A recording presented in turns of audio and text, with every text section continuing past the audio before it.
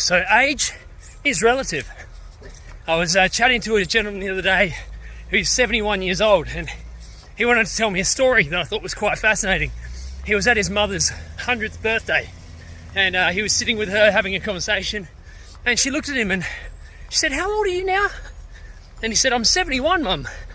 And a big grin popped up on his face, and she said, "Oh, 71, they were the best years."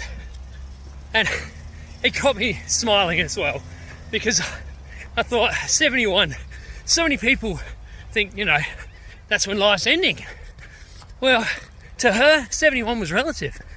She'd lived another 30 years since then. And it got me thinking about the idea that age really is relative. It's relative to experience. It's relative to what you've been through. It's relative to where you're at in life. To her, 70 was a long time ago. To a 70-year-old, 40 was probably the best years. To a 40-year-old, 10 were the best years. It's all relative, isn't it?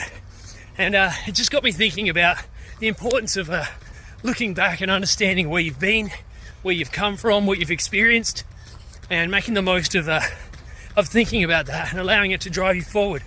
I was out for my run this morning, and I ran the old railway line between Mount Barker and Littlehampton, and that's where I grew up. My parents' house is on that railway line. And as I was running along, I was looking at all the things around me and remembering how big they seemed when I was little, and how they don't seem that way anymore, and how far something seemed. But when I ran it this morning, it seemed so short. And everything in life is relative to your experience, where you're at, and what you've done.